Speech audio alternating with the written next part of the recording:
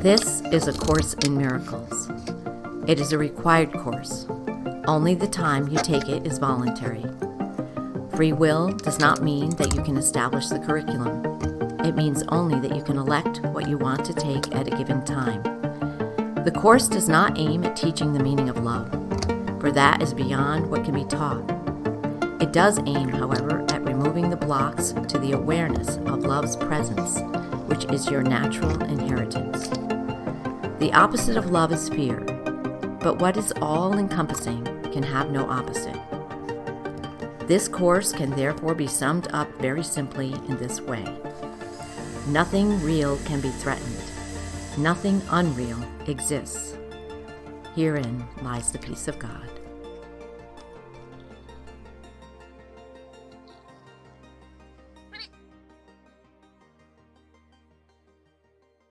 A reading from A Course in Miracles, Chapter 11, God or the Ego, Section 6, Waking to Redemption.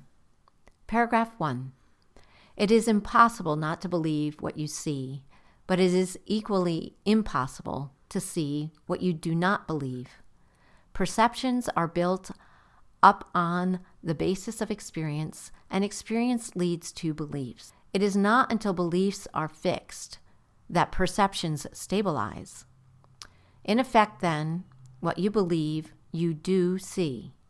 That is what I meant when I said, "Blessed are ye who have not seen and still believe. For those who believe in the resurrection will see it." The resurrection is the complete triumph of Christ over the ego, not by attack, but by transcendence. For Christ does not rise above the ego. For Christ does rise above the ego and all its works, and ascends to the Father and his kingdom. What can you say? This is it's an entire course in itself, this one paragraph. I'm just dumbfounded by this Course in Miracles and the authorship and where it could possibly come from. I think that there's whole careers of New Age teachers who are built on this paragraph of seeing and believing. Mm-hmm. And when I'm reading here, what I see or understand is that we're given Genesis. This is Genesis. This is the creation of the world. How is the world created? By your belief. It's created by what you want to believe in. Do you want to believe in the bloody stump, the suffering, the Sisyphus pushing the rock up the hill? Do you want to believe in the 2 steps forward and 3 steps back, the crucifixion? Is that how you want your world to be built? Right. Or do you want it to be built on what's simply called the resurrection or the redemption of that view? The resurrection, is the result of the redemption. The resurrection is a term that says, Christ didn't die because he lives in us, as he said. So it's just mind-blowing. Do you have anything? No, just the emphasis of the resurrection is the complete triumph of Christ over the ego, not by attack, but by transcendence. I guess if there's anything, what does it mean to transcend? Well, let me be clear. ego? Let me be clear. I know I'm cutting you off. But it's like this believing and seeing. It's basically saying that you will see what you believe. Right. And you will believe what you see. And seeing, being perception, is based on belief. So there's a circular relationship between believing and seeing. Right. So are you saying that transcendence then is taking the belief in Christ over the ego's perceptions? That's what I was getting. What I was getting to is of whatever it says in the triumph of Christ over the ego. It's a symbol. Okay, the resurrection is a symbol, but it's up to me to say, okay, the human mentality devises visions. We live on visions, and then we create and believe those visions. Yes. So transcendence is take that paltry vision you have of humanity, of just taking the scars and suffering endlessly in some vision of some what? Where's this going? When does suffering not lead to suffering? At what point does war result in peace? At what part does murder result in life? Right. Never. Never. You have to understand this and have the vision of transcendence, of life everlasting, right. Life abundantly, life overflowing. So that would be the transcendence. It's the transcendence of believing that by attack I can gain something. So if I recognize that attacking I gain nothing is gained. Then if that was the case... No, you gain a lot from attack, okay? You gain dead bodies, you gain real estate, you gain lots of things from attack. This has to be understood or we wouldn't be attacking. And what I'm saying is you can't gain peace through attack. No, you got one peace. If you want real estate, you might need to attack. If you want peace, of course not. Yeah. So it has to do with the goals of the ego and the lie of the ego that... Yeah, I know you want peace, but when you're going to get peace is when you get real estate.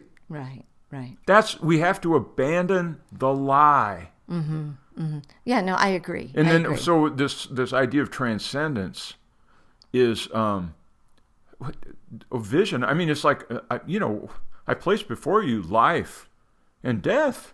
Choose life. Right. How simple could it be? Right. Paragraph 2. Would you join in the resurrection or the crucifixion? Would you condemn your brothers or free them? Would you transcend your prison and ascend to the Father? These questions are all the same and are answered together. There's been much confusion about what perception means because the word is used both for awareness and for the interpretation of awareness. Yet you cannot be aware without interpretation, for what you perceive is your interpretation. What do you choose? Right. What do you choose? Can you believe it? Well, can you believe it? And the thing of it is that, those questions at the very beginning there, would you join in the resurrection or the crucifixion? But why is there not a resurrected Jesus on the cross? Because in our experience, and this is the deal, we have taken a timeless, spaceless teaching. We've reduced it to time and space. The year 33 AD or whatever in Jerusalem. And at that time, some guy got nailed to a cross and then he went in a hole in the ground and popped out. Has nothing to do with me. And that's what my belief is. And we go with that, not recognizing that Holy Son of God, if we believed any of the literature about lest a grain of wheat die and then have life, and that life goes on and on with many, many fields of wheat. If we continuously reify and sanctify and put on our altar one dead wheat grain, then we're never going to have the life that is symbolized by the resurrection word. I agree. I 100% agree. Yeah, and in the second line there, would you condemn your brothers or free them? Interestingly enough, whenever you condemn your brother, you are crucifying him, and then you crucify yourself. So we bear the same condemnation of self and brother in the same, and yet we're, I admittedly, depending on if I felt wronged or whatever, there would be this sense of, wanting to spew out some words against somebody. And so it's about transcendence, achieve a different level. It's not really a movement of time and space. Transcendence is bringing a paradigm shift, another quality, where the perceptions actually become healed and whole. That's right. And I move from the idea that learning is, Johnny, stick your nose in the book until your face falls off, and that's learning, versus, Johnny, we're going to sing a song, and it will spontaneously find a home in your mind. That's learning. Right. So both are learning. Both are learning. One is a transcendent understanding of the way the mind can work, which is through music, through tones, through balance, symmetry, beauty. Right. Those are what learning is about. Not, I'm going to crush your head with books until you achieve a beautiful state of mind. Okay, when's it going to happen? It's not under those circumstances. Right. 3. This course is perfectly clear. If you do not see it clearly, it is because you are interpreting against it, and therefore do not believe it. And since belief determines perception, you do not perceive what it means and therefore do not accept it. Yet, different experiences lead to different beliefs, and with them, different perceptions. For perceptions are learned with beliefs, and experience does teach. I am leading you to a new kind of experience that you will become less and less willing to deny. Learning of Christ is easy, for to perceive with him involves no strain at all. His perceptions are your natural awareness, and it is only the distortions you introduce that tire you. Let the Christ in you interpret for you, and do not try to limit what you see by narrow little beliefs that are unworthy of God's Son. For until Christ comes into his own, the Son of God will see himself as fatherless. It is because you are interpreting against it. So I have to really check my pulse and calm myself down, because we did the one that we released. When you hear this, if you hear it, we released one yesterday. I canceled that out. It was the first one. Yeah, the first one. I canceled it out because my voice kept spiking. What happens is I get invested in what I'm reading, and there's a sense of outrage that rises up, and I just have to really calm myself down. The clarity, and just say, okay, well, we got the freedom. Relax. We have the freedom to crucify or to resurrect. We have the freedom. Right. Okay, just calm down. Yeah. Some people are going to choose one, others are going to choose the other. In other words, I place before you life and death. In the end, some people are going to choose death. Well, right. I can say it's because of ignorance or whatnot, but they're going to, it's just the way it is, Phil. Calm down. Right. Calm down. You might be one of them, so calm down. Don't do it. Try to be vigilant for that decision. So, Jesus is saying here, I'm leading you to a new kind of experience that you will become less and less willing to deny. What is that experience? Well, experiences is like, tell me about that mule ride down into the Grand Canyon. Tell me about it. Well, I'll tell you what, the mule, and you're looking down. You can't. You have to take the mule ride. Exactly. And so, my understanding is that, as we invite in the Holy Spirit, the Christed presence into our lives, we'll begin to have different perceptions. Perceptions that are natural and that don't tire us. I love that. I love that it doesn't tire me. Whereas the egos just makes me weary. And yet, I don't associate it. If I'm real honest, my weariness, I do not associate with my thinking. When I first started playing basketball, this has to do with what we're talking about. And where my mind has gone is the word discipline. When I first started playing basketball, first of all, I wanted to play basketball. I wanted to see that ball go in that orange hoop. I wanted to figure out the relationship between that square on the backboard and the way the ball bounced. I wanted to understand all these things. I didn't care that it took hours and hours and hours. I relished the time of bouncing the ball and hurling it. I didn't say, well, I'm still not there. I saw the process and literally the goal of sinking a basketball as the same. And I had to always have a reality check. Okay, this is where I'm at today.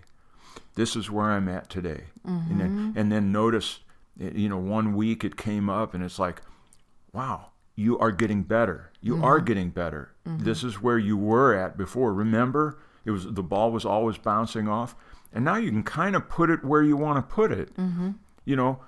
That relationship of work or discipline with the goal, we have to bring this to the course in terms of doing the lessons. The course gives instructions on how to do the lessons. That's discipline.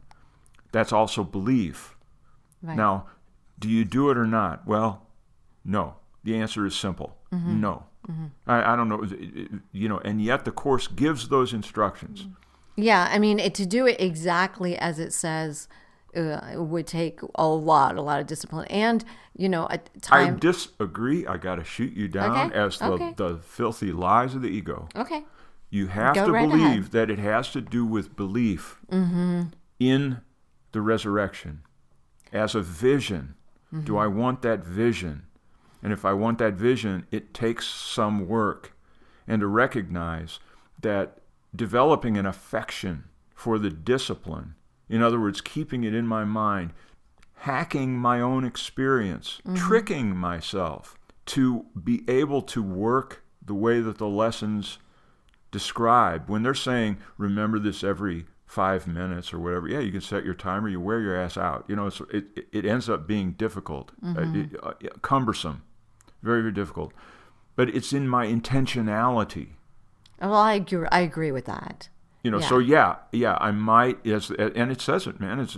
The lady who wrote this is a psychologist. So it's got, deep and accurate psychological instruction on how I bring myself to finally saying, I'm done with crucifixion. Yeah, exactly. Which mind do I want to learn from?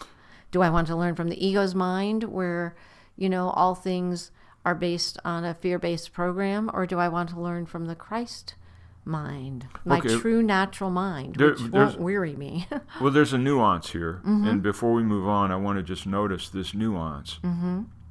I, in parentheses, Jesus, Christ, I am leading you to a new kind of experience that you will become less and less willing to deny.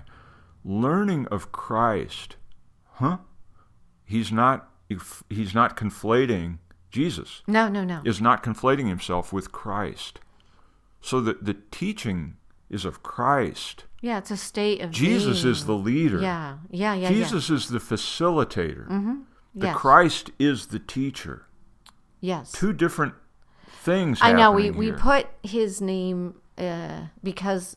The anointed one, the Christ, belongs to all of us. Absolutely. Equally. Yes. Jesus is not me. I'm not Jesus. Right. But I share in the Christ equally with Jesus. Yes. I mean, it's worth understanding a little of this because sometimes I personally, I glaze on it. Yeah, I agree. Okay, paragraph 4. I am your resurrection and your life. Okay, just said it. This is Jesus. I am your resurrection and your life. You live in me because you live in God. And everyone lives in you as you live in everyone. Can you then perceive unworthiness in a brother and not perceive it in yourself? And can you perceive it in yourself and not perceive it in God? Believe in the resurrection because it has been accomplished, and it has been accomplished in you. This is as true now as it will ever be, for the resurrection is the will of God, which knows no time and no exception. But make no exceptions yourself, or you will not perceive what has been accomplished for you. For we ascend unto the Father together, as it was in the beginning, is now, and ever shall be, for such is the nature of God's Son as his Father created him. I am your resurrection and your life. Yeah, and in that, he's referring to the Christ itself also. I mean, we can call it Jesus, but Jesus and the Christ itself to me are synonymous in my mind. I am your resurrection and your life. And also, there's many times in the Course where this believe in the resurrection because it has been accomplished, and it has been accomplished in you. Well, if it's been accomplished in me, that means that Christ has already overcome or not transcended the ego, and yet I'm still in the illusion that has not happened. So it's an odd thing because Christ, Holy Spirit, and things, these are terms that actually are at a different level and are outside of the time-space dimension. And so it's hard to get my mind around that something has already been accomplished when it seems like I need to do something to remember the Christ, and therefore then the sonship will awaken, and then then the next thing happens, and then the happy dream happens, and then this happens. But this, there's a couple of different places in the Course where it says it's already done. Well, it says, believe in the resurrection because it has been accomplished, and it has been accomplished in you. I have to assume that the resurrection has been accomplished in me, and the crucifixion has been done, has been made in me through whatever conditioning or an acceptance. And they both are there as potential. The life and death I place before you. Okay. And the resurrection, the reason we talk in terms of resurrection, because my experience, has been one of death. Right. So the resurrection is to come back to that transcendent life in the mind of God. So that's why he says the resurrection is the symbol. Mm-hmm. It's I keep forgetting what it's a symbol of, but it's the resurrection is symbolic, and it's symbolic meaning within me is the life and the death that I'm offered within me. Now that I have to believe. I have to believe that I have a choice. I have to believe that those are there for me. And what does the choice look like? Again, we go back to it again and again and again. Every mood, every disruption in my feelings, every negative ego state is a call for a reinterpretation, and thus, an orienting myself into the resurrection that is already there in me. It's not like I have to recreate the resurrection in me. It's already done. Mm-hmm. Okay, I see what you're saying. It's not like I'm dead and I have to be resurrected to life. No. That's why it's saying it's already done, and it's symbolic. The resurrection is symbolic of the complete triumph of Christ over the ego. Yeah. Right. And so, right. And the only thing that I was saying is that because I experience myself in a time-space arena, that when I hear that it has been accomplished in me, I have to recognize that it's already there, available for me to remember that it's already been accomplished. But it seems like I have to do all of this stuff because my ego is still running me. My ego mind is still running me. So I'm trapped in a time-space area until I can recognize that all of the oneness is it's just waiting for me to remember, I guess is what I'm saying. The complete atonement and that unification with God, which is always, always, always there. It seems like I have to do something, is all I'm saying for me. I have to do something. No, we do. In order to attain this knowledge. Well, and it's difficult. It's difficult for me to talk about, I talked about basketball as to find a discipline, to make that discipline a friendly process of achieving this thing that you want to, now, was I born shooting a basketball? Did I understand? No, it's like, was that created in me? Did I make that happen through the discipline? In other words, this is saying that it's not that process. It's more of a process of remembering. Right. It's remembering what's always there to, and yet there does seem to be the discipline that goes with it. Absolutely. So I do have some confusion about the role of discipline versus the role of remembering. Is it a discipline to remember, or are you really, making it? I would say the only discipline is to quiet what we call the monkey mind, which is the mind that's on the time space, it's on a horizontal line of, beginnings and endings, and, time rolls by and things like that. So I have to be aware of my thoughts. Okay, so discipline applies to removing the obstacles placed by enshrining the ego. So the discipline is a very real discipline, and because it is experienced as difficult and effortful, yes, because it's in the realm of ego, and the ego is time space, does have these things. So there is a moment, just like with basketball. Shooting basketball is not necessarily in the mind of God, okay? But so I had to live in time space with discipline, with effort, and make friends with that in order to learn to do this thing. So removing obstacles is a skill. It is. And it does take discipline. It does. But just simply removing those obstacles and the yoke that Jesus says is easy and the burden that's light has to do with having done those disciplines. The rest is easy. The revelation of the reality of the resurrection comes spontaneously with the removal of obstacles. I would say yes on that. Paragraph 5. Do not underestimate the power of the devotion of God's Son, nor the power of the God he worships has over him. For he places himself at the altar of his God, whether it be the God he made or the God who created him. That is why his slavery is as complete as his freedom, for he will obey only the God he accepts. The God of crucifixion demands that he crucify, and his worshippers obey. In his name they crucify themselves, believing that the power of the Son of God is born of sacrifice and pain. The God of resurrection demands nothing, for he does not will to take away. He does not require obedience, for obedience implies submission.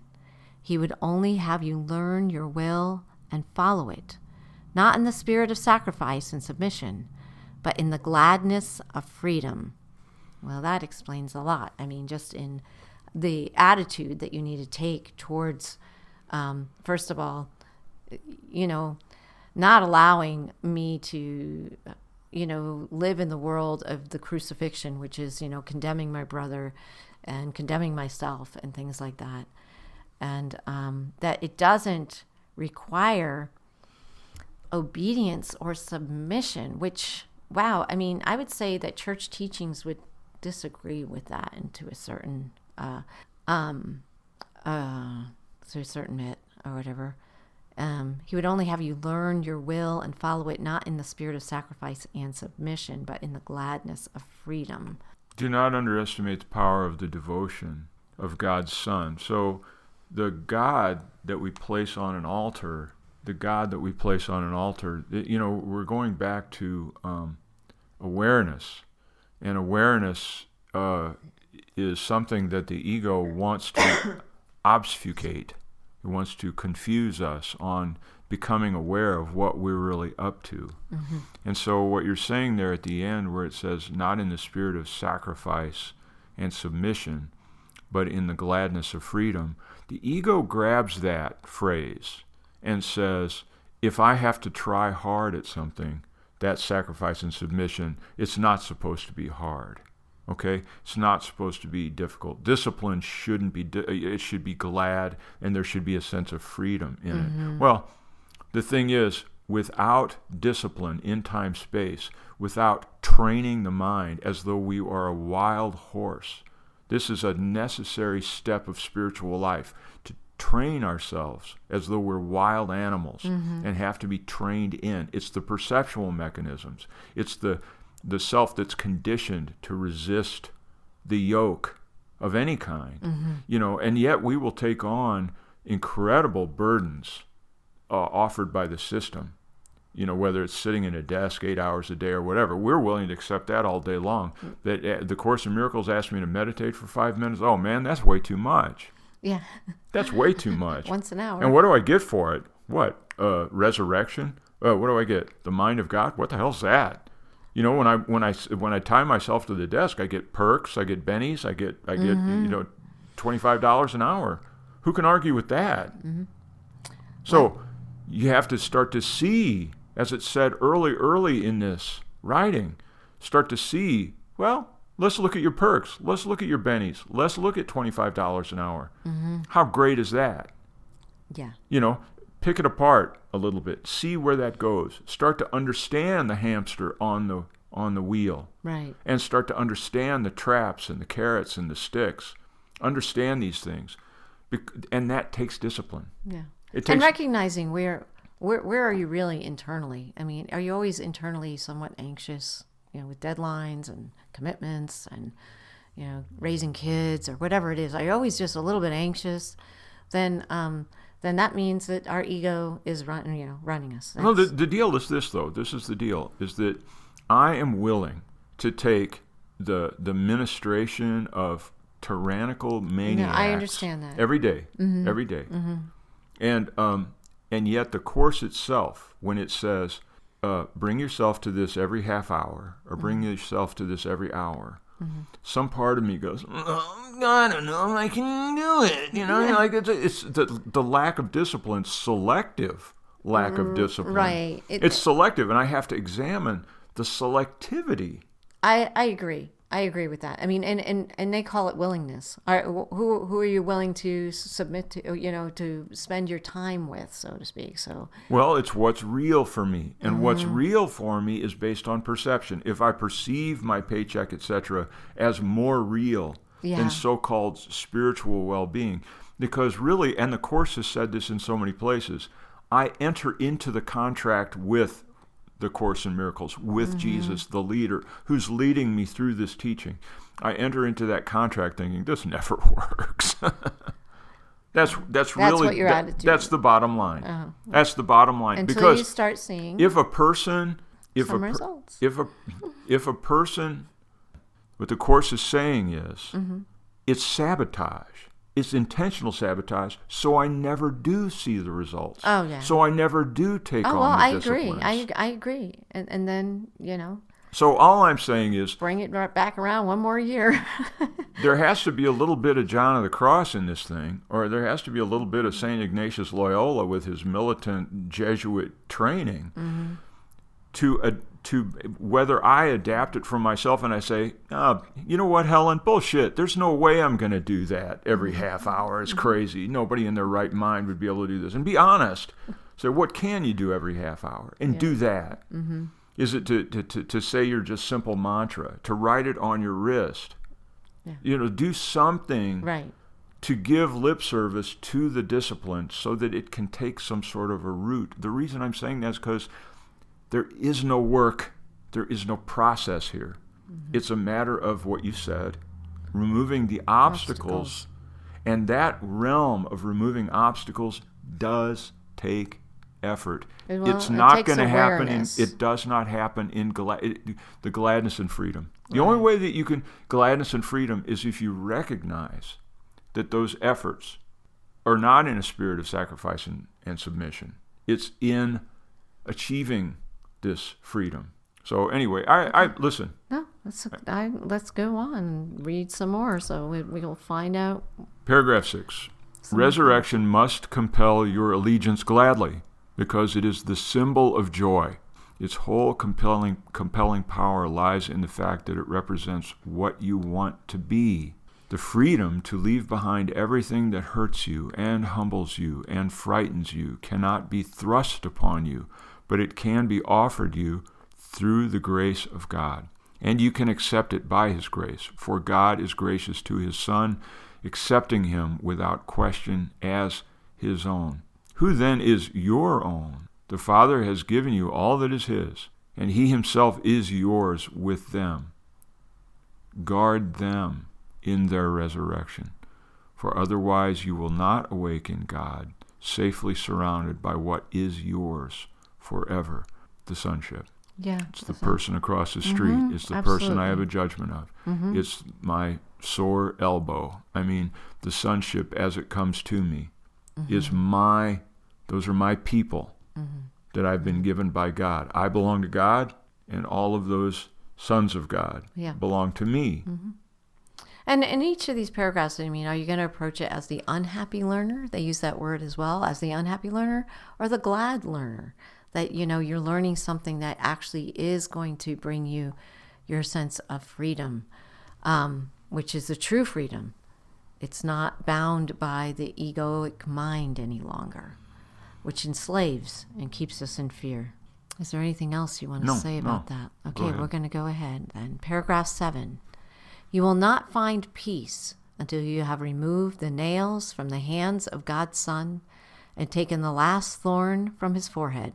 The love of God surrounds His Son, whom the God of crucifixion condemns. Teach not that I died in vain. Teach rather that I did not die, by demonstrating that I live in you.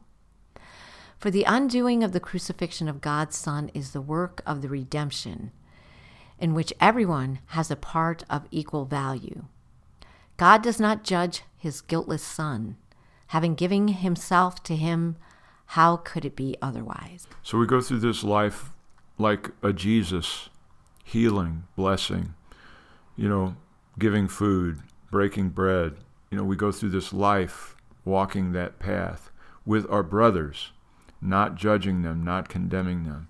That I relax the hatchet man, the crucifier. I retire this guy or this person, this thing that wants to deal with life harshly.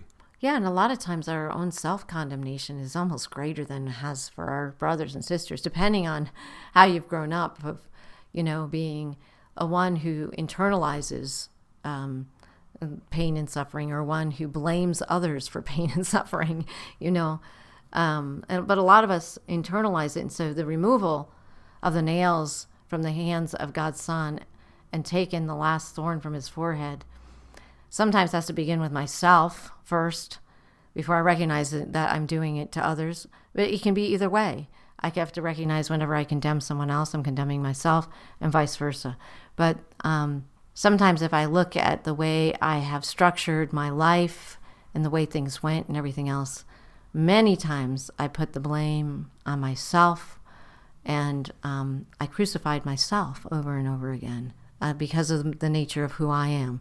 And so, I recognize that others are, like my dad, would blame everything in the world out there. But let's psychologically, though, and I think that this is true, that if you can see how you've been harsh on yourself, I'll guarantee you've been harsh on others. Oh, yeah.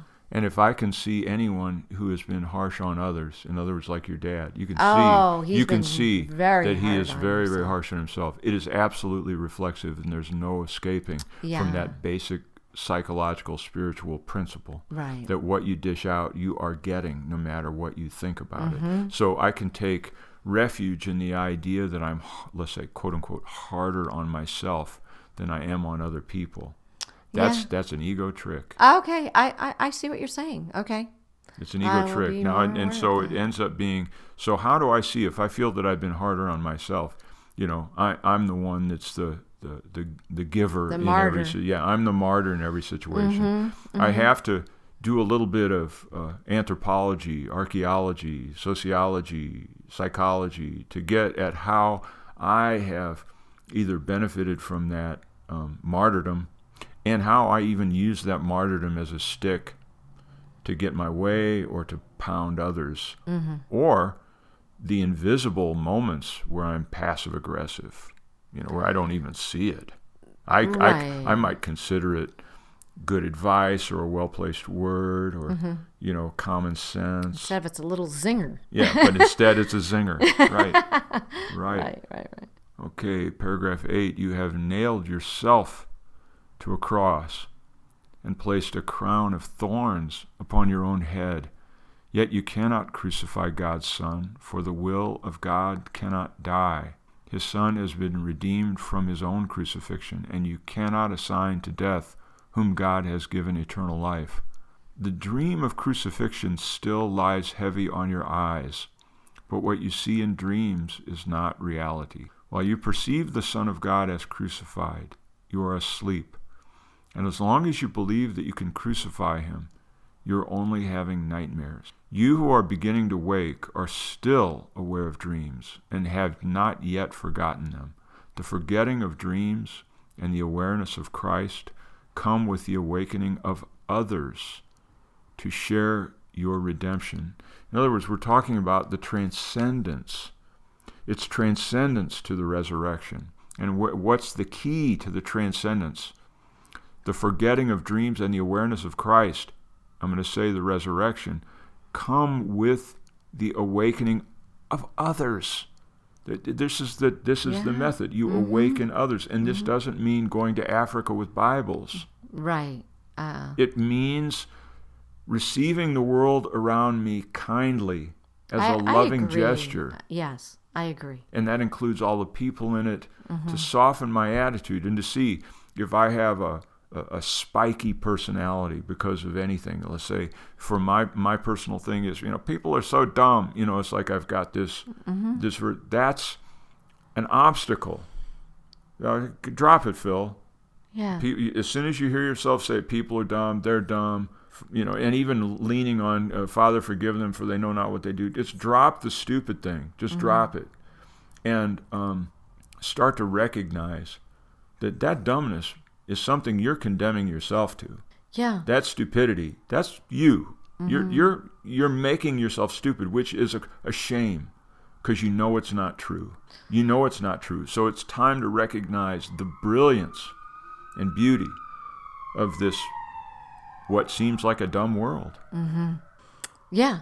No, I agree with you. I was going to actually say, and you said it for me, it was like it takes a softening of my reactions to the world and the things.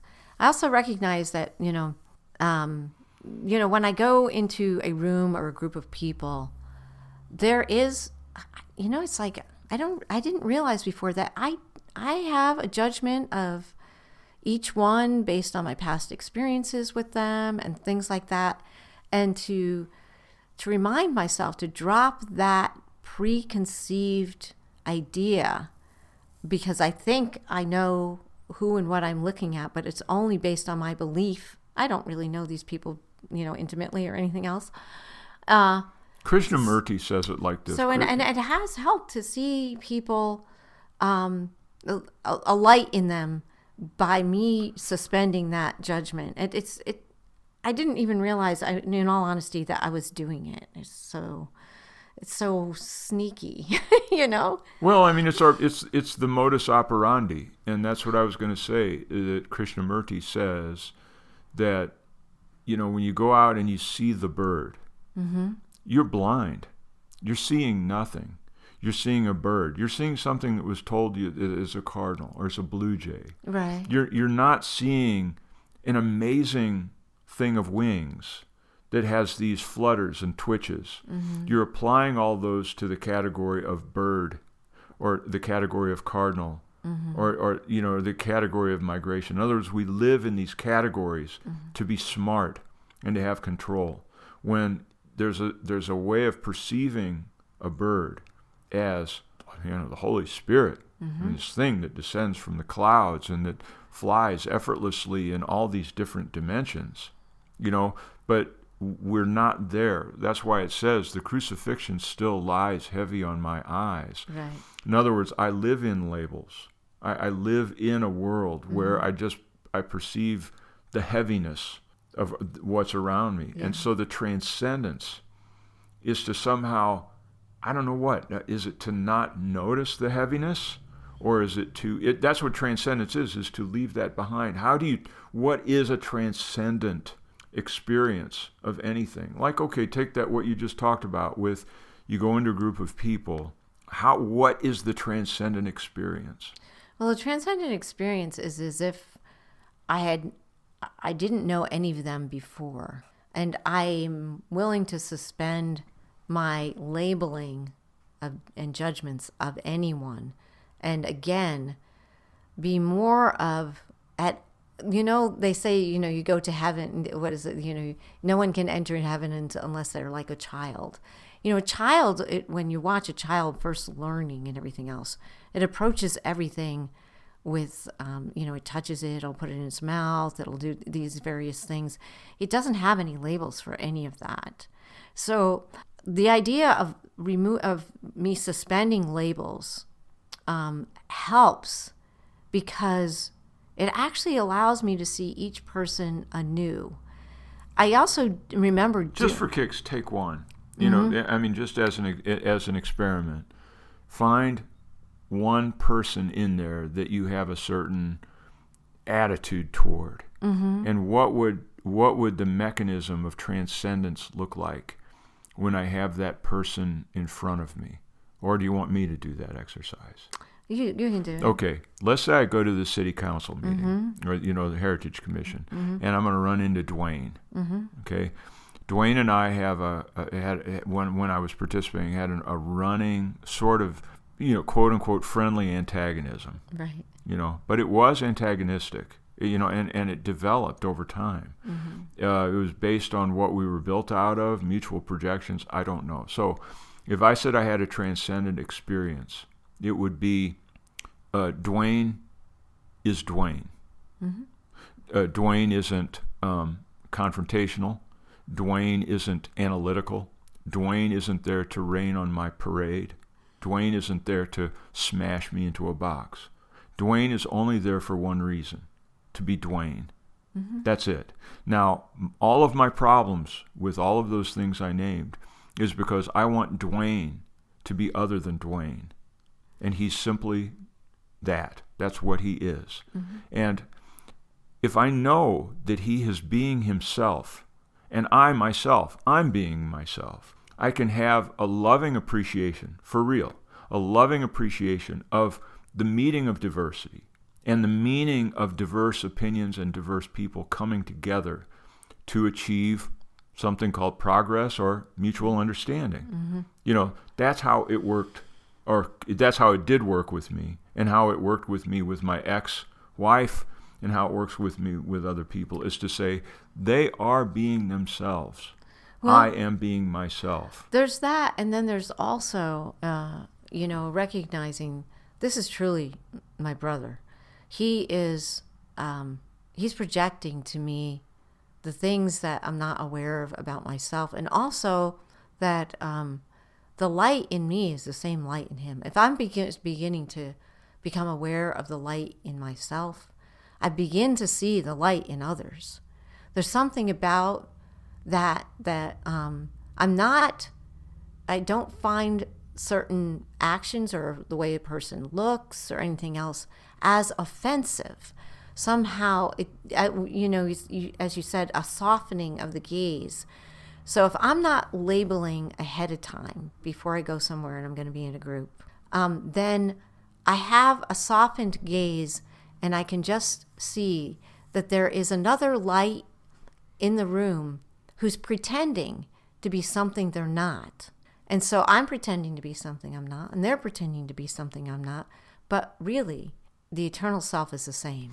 Well, and along those lines, again, I'm going to say that, let's say if I see Dwayne and I go in the room and I see him not as, let's say, simply being Dwayne in the time-space situation, but as actually being the voice of God. And the way he's approaching me is a sort of a gesture of enlightenment towards me, to tell me about myself. And it usually tells us about our ego rackets. Now the thing is, enough. Right, and what he would tell me, the usual situation was that I would come away feeling like Pollyanna, overly idealistic and unrealistic and ungrounded. And so for Dwayne to come at me with these kind of criticisms, that would be really a judgment that I had of myself. And it has to come from Dwayne, because I don't say that about myself. I let other people tell me that I'm a ditz and out of touch. I let other people tell me that. But I receive that information enough to realize that I'm the one that judges myself. I have not accepted my place in God's plan for salvation. I'm not understanding that I was here with my qualities and to accept them and to embrace them. And it would, if I embrace my qualities of, let's say, a view that, let's say I like to be at the 30,000 foot view, I can give thanks that Dwayne likes to have the 5 foot view. And I can also give thanks that I have the 30,000 foot view, and let Dwayne do the 5 foot view. Leave him alone. Let him do 5 feet. I'll do 30. Yeah, I agree. Paragraph 9. You will awaken to your own call, for the call to awake is within you. If I live in you, you are awake. Yet you must see the works I do through you, or you will not perceive that I have done them unto you. Do not set limits on what you believe I can do through you, or you will not accept what I can do for you. Yet it is done already, and unless you give all that you have received, you will not know that your Redeemer liveth. and that you have awakened within him. Redemption is recognized only by sharing it. Again and again. You will awaken to your... I'm trying to see. Do not set limits on what you believe I can do through you, or you will not accept what I can do for you. Can you expand on that a little bit? What's the difference? Do not set limits on what you believe I can do through you. Okay, let's just say... So those would be the extensions that I might be unaware of when I desire the Holy Spirit to be working in me. Jesus, having already accomplished full Christ awareness, full Christ immersion, has allowed himself a role in this world that he can come into me and be a steering mechanism. And I would say that's the equivalent of the Holy Spirit in a sense. It's related to the Holy Spirit and the reinterpretation. That's the steering mechanism, is reinterpreting where I am. So that's, do not set limits on what you believe I can do through you, or you will not accept what I can do for you. What he can do for me is to lead me to the mind of God, lead me to the kingdom healed and whole, lead me to the peace and harmony, salvation, love, really. Salvation, which is my the freedom. redemption, in the resurrection, the living water. Don't set limits on what I think Jesus can accomplish when I turn the controls over to him. And what this looks like is, I want another way to interpret this. I want another way. I don't like what I'm feeling now. That's what's happening there. And that when I do that, if I set limits on his ability to re-steer my mechanism through turning it over, if I do that, I will also set limits on what I achieve in terms of feeling the gifts of the kingdom. Yeah, and then it goes on and says, yet it is done already, and unless you give all that you have received, you will not know that your Redeemer liveth, and that you have awakened with him. Which means that once I recognize that sense that I am receiving that direction, that upliftment, that awareness of my truth, that it's a spontaneous, what you receive, give it away. If you want your redemption to be recognized, what I'm receiving from the Christ itself of Jesus, I in turn share it with others. That's my understanding. Yeah, I agree. I think that's good. And one thing I'm going to say in terms of this, in terms of the Course, and in terms of Jesus and the steering mechanism and all this thing, is when I did the Course in Miracles relatively meticulously in 1991, I think it was. When I did this in 1991, the world did transform. It became lighter and brighter. It seemed that the teacher with a capital T, and I'll now say that that's Jesus, the teacher with a capital T, was actually orchestrating the events in my life to amplify and solidify the teachings in the Course. And it was actually quite fun. Yeah. It was fun because the world began, the book, the Course became a conscious companion. The book itself became a conscious companion, and it led to experiences in the world that were helping me with the actual teachings that were in the book. And it was a joyful process, but I did what they said. Yeah, exactly. Okay. Paragraph 10. God's Son is saved by bringing only this awareness to the sonship, and you will have a part in this redemption as valuable as mine. For your part must be like mine if you learn it of me. If you believe that yours is limited, you are limiting mine. There is no order of difficulty in miracles because all of God's sons are of equal value, and their equality is their oneness.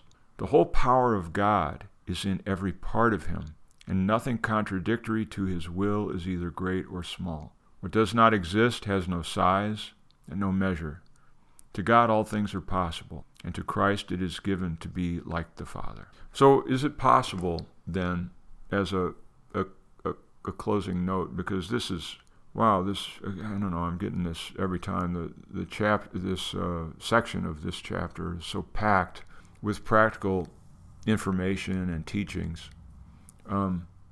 Is it fair for me to see that I am working, as you've said in other places, a sort of a game, an AI, that I'm participating in a system that has to be learned and appreciated, and it's one that's joyful, beneficial. It leads to a positive impact on my nervous system and my perceptions, and that I can game this thing. Well, I mean, the thing of it is that the reason why I brought up AI the last time is that the ego mind is sort of an artificial intelligence. Let's just put it that way. The one that wants to keep me enslaved to the belief that I'm only a body. I'm very vulnerable. I can be a victim. I can be the oppressor. I can be all of these different things in this illusory dreamscape. But you can't game God. You can't. All you can do is decide actually to not participate in a way in the gaming that the ego is up to. As far as I'm concerned. The reason I say that is because Jesus in this section is again and again giving me, if you limit me, you limit yourself. Mm-hmm. If you don't do this, you won't do that. If this, if that, as though these are parameters to a video game. Well, that you've got to recognize that, if the guy jumps out of the closet, mm-hmm. if you attack him when the guy jumps out of the closet, mm-hmm. You will fail. Right. So even though your reaction is going to be to attack the guy jumping out of the closet, you have to press this other button or go this other direction. So it's giving you these rules for success. Well, yes, it does. It does give you rules for success, and if you apply them in the manner in which it is given, you begin to see that the world becomes what you had said. It becomes softer. There seems to be where people actually speak and seems to be saying something and says something that's a part of the lesson, and you go, how did that happen? Or you'll walk by a magazine and somehow it covers something that seems really pertinent to it. So the world outside me begins to reflect the Course in Miracles teachings as I apply them. It does start to reflect them in my life. I have had that happen as well, and right now it's we're just past the 100 mark in the lessons, and I'm beginning to feel in myself a little bit of that lightness of being again when I'm around people that I didn't even know I was judging, but now I recognize I have been, and I'm able to actually remove that so I can see things differently. Also, in other places, I have said that I thought the Course in Miracles was a non-dual teaching using the language of duality as though it's simply a matter of semantics to present non-dualism to a crowd that, steeped in the Bible are into a dualistic religion. After this section, I decided that that's not completely accurate. I think it needs to be enhanced by saying it's actually pressing the two together. It's not a trick of the language. I think it's literally pressing the interpretation of the resurrection, the redemption, pressing that into the non-dual realm. It's not just semantics. You're right. I agree. It's within myself understanding my resurrection as having already happened, and to understand what that resurrection implies and what it's about as a symbol of joy. Mm-hmm. And that if I refuse to be resurrected, then I will remain crucified. It's a very clear situation. You either claim the joy of being resurrected from what? The dead that mm-hmm. you had experienced under the ego's domain. I agree 100%. And that is where God's Son is saved. The resurrection, when you begin to experience that you internalize, wow, I am free. I have been saved. There is something that lights up, even if it's only temporarily, a temporary lighting of the inner mind. I would do say, not limit me. Yeah, do not. Jesus said it. Do not limit me. In other words, I go into it and say, well, this is probably only going to last a minute. Hey, we don't know, do we? No, it's only me being aware of when I've chosen to condemn my brother again. Then it will take it away. Well, thank you. Great section. Great teachings. Wow. Read this one again. Yes. Thanks. Thank you.